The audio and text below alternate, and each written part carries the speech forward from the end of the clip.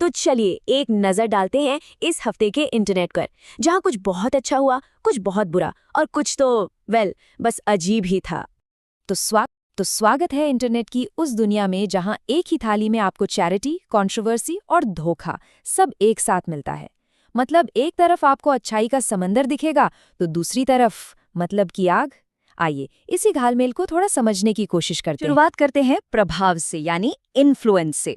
देखिए, इंटरनेट की दुनिया में जिसका नाम जितना बड़ा, उसकी बात का वजन भी उतना ही ज्यादा। और यही वजन कभी कभी दुनिया बदल देता है तो कभी सिर्फ नए झगड़े खड़े कर देता है। ये बात कही खान सर ने राज शमानी के पॉडकास्ट पर। इसके पास पैसे हैं, आप उससे पैसे 2 लाख की जगह 3 लाख ले लेंगे तो उसको कोई दिक्कत नहीं आएगा। लेकिन इलाज के लिए खेत बिक जाए ये खराब, इलाज के लिए गहने बिक जाए ये खराब चीज है। इस वजह से हमने सोचा कि इस चीज को स्टार्ट किया जाए। पूरा हॉस्पिटल खोल दिया। हाँ, हम तो ऑर्गन बाई ऑर्गन हॉस्पिटल बना रहे हैं। कितने हॉस्पिटल खोले? अभी तो 2 और एक तीसरा बहुत जल्दी करना है। 2 तो अभी स्टार्ट कर दिए। ये सब खुद ही लगा रहे हो? हाँ, कोई पैसे हम किसी से नहीं लिए। पैसे कहाँ से लाओगे इतने हॉस्पिटल करने के? जितना है सब लगा देंगे, खत्म। इससे स्टार्ट करेंगे अपन। जो भी पॉडकास्ट करेंगे ना, जितने पॉडकास्ट करेंगे, इसका जो रेवेन्यू होगा अपन डोनेशन में डाल देंगे। किसमें? हॉस्पिटल में। हाँ, और फिर हम श्योर लाखों लोग होंगे जिस दिन आप खोलोगे ना क्राउड फंडिंग। 25 रुपए, 50 रुपए, 100 रुपए, 50 रुपए, ऐसे करते करते करते करोड़ों रुपए इकट्ठे हो जाएंगे। तो आप ये जो काम कर रहे हो, एक हॉस्पिटल की 2 की जगह 3, ये 5-6 बहुत जल्दी हो जाएंगे। बहुत सीधी सी बात है, लेकिन सोचिए कितनी गहरी है। उन्होंने कहा कि यार ये बहुत बुरा है जब किसी को इलाज के लिए अपने खेत या गहने बेचने पड़े। और पता है, बस इसी एक लाइन ने, इसी एक सोच ने इंटरनेट पर एक तरह का आंदोलन ही शुरू कर दिया। ये बात लोगों के दिल को ऐसी लगी कि पॉडकास्ट के होस्ट राज शमानी ने तो तुरंत अपनी कमाई डोनेट करने का ऐलान कर दिया। और उसके बाद तो जैसे एक लहर सी आ गई। लोगों ने सुपर थैंक्स और डायरेक्ट बैंक ट्रांसफर के जरिए इस अच्छे काम के लिए पैसे भेजना शुरू कर दिया। ये होता है पॉजिटिव इन्फ्लुएंस का असली असर। और अच्छे प्रभाव की बात चल ही रही है तो जरा इसे देखिए। साइडमैन के चैरिटी फुटबॉल मैच ने $8 मिलियन से भी ज्यादा, यानी कि करीब 66 करोड़ रुपए जमा किए। और हाँ, अपने कैरी मिनाटी भी थे मैदान में। मतलब जब क्रिएटर्स एक अच्छे काम के लिए साथ आते हैं तो कमाल तो होना ही है। लेकिन भाई, सिक्के का दूसरा पहलू भी तो होता है। जहां इतनी तारीफ होती है वहां तकरार भी छिड़ जाती है।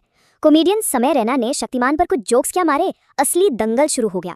शक्तिमान का रोल करने वाले मुकेश खन्ना जी सामने आए और कहा कि भाई आप यूथ को इन्फ्लुएंस कर रहे हो, ये आपकी जिम्मेदारी है, आप ऐसे मजाक नहीं कर सकते। मतलब एक छोटे से मजाक ने देखते ही देखते एक बड़ा विवाद खड़ा कर दिया।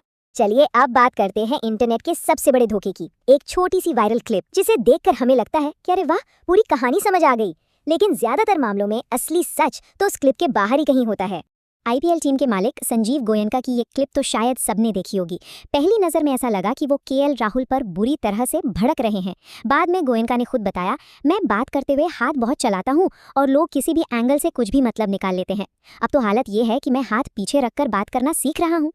और ये आउट ऑफ कॉन्टेक्स्ट का खेल कितना मजेदार हो सकता है वो श्रुति हासन वाले मामले से समझिए। एक क्लिप वायरल हुई जिसमें वो पैपराजी पर थोड़ी नाराज दिख रही हैं। मैम को जाने दीजिए ना। एक मम्मा के साथ फोटो कर लेते ना। मम्मा कौन है मम्मा? आपकी मम्मा है? क्या बक रहे हो तुम? प्लीज आज मम्मा के साथ फोटो। सबने मान लिया कि किसी ने उन्हें मम्मा बोल दिया, इसलिए वो भड़क गई। लेकिन असली कहानी, उन्होंने अपनी दोस्त को अम्मा बुलाया था और एक फोटोग्राफर ने बस वही शब्द दोहरा दिया था। बात कुछ और थी और बन कुछ और गई। लेकिन कभी कभी ये ऑनलाइन ड्रामा सिर्फ मजाक मस्ती तक नहीं रुकता। क्रिकेटर युजवेंद्र चहल का एक प्राइवेट मैसेज लीक हो गया। जिस एक्ट्रेस ने उसे शेयर किया उस तक बात सीधे मानहानि के लीगल नोटिस तक पहुंच गई। सोचिए, एक स्क्रीनशॉट और इतनी बड़ी मुसीबत।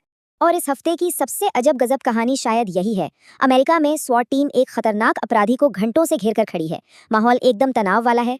और तभी एक ऑफिसर कैमरे में डेटिंग ऐप पर स्वाइप करते हुए पकड़ा जाता है। मतलब एक तरफ जिंदगी और मौत का खेल चल रहा है और दूसरी तरफ राइट स्वाइप का। अब आते हैं उस टॉपिक पर जहां इंटरनेट की जनता खुद जज बन जाती है, कभी कभी इंसाफ दिलाने के लिए तो कभी कभी बस भीड़ का हिस्सा बनने के लिए। अब ये कहानी सुनिए। एक आदमी है जो 1 साल से सरकारी दफ्तर के चक्कर काट रहा है। क्यों? क्योंकि उसकी फाइल गुम हो गई है। फिर वो एक दिन क्या करता है, सीधा मैडम की टेबल पर बादाम का पैकेट रख देता है और कहता है इससे याददाश्त तेज होती है। बस किसी ने इसका वीडियो बना लिया और वो हो गया वायरल। और कमाल देखिए, जो फाइल 1 साल से गुम थी वो सिर्फ 4 घंटे में मिल गई। इसे कहते हैं जनता के डिजिटल पावर। पर क्या हो जब जनता की यही ताकत अपनी हदें पार कर दे। एक यूट्यूबर है ऑन रोड इंडियन, जिन्होंने आरोप लगाया कि एक आईआईटी प्रोफेसर ने उनका करियर बर्बाद करने की कोशिश की। जवाब में उनके फैंस ने बदला लेने के लिए आईआईटी की एडमिशन वेबसाइट ही हैक कर ली और हजारों फॉर्म्स पर उस प्रोफेसर का नाम और पता छाप दिया। इसी को कहते हैं डिजिटल विजिलेंटिज्म, जहां इंसाफ और गैर कानूनी हरकतों के बीच की लकीर बहुत धुंधली हो जाती है। और कई बार जब मजाक या गुस्सा स्क्रीन पर शुरू होता है, उसका अंजाम असल जिंदगी में बहुत भयानक हो सकता है। चलिए अब उन कहानियों पर नजर डालते हैं जहां डिजिटल दुनिया की गलतियों की कीमत असली जिंदगियों ने चुकाई। ये जो आपको 3 का आंकड़ा दिख रहा है, ये सिर्फ एक नंबर नहीं है। ये कहानी है उन 3 भाइयों की जो बिना हेलमेट के तेज रफ्तार बाइक पर सोशल मीडिया के लिए एक रील बना रहे थे। हादसा हुआ और तीनों की जान चली गई। सिर्फ एक रील की कीमत 3 जिंदगियां।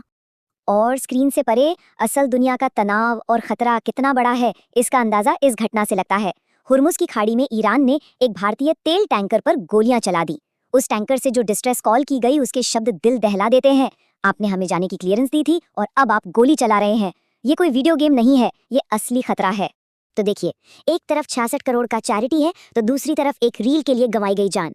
एक तरफ 4 घंटे में मिली हुई फाइल है, तो दूसरी तरफ एक छोटी सी क्लिप से खड़ा हुआ बखेड़ा।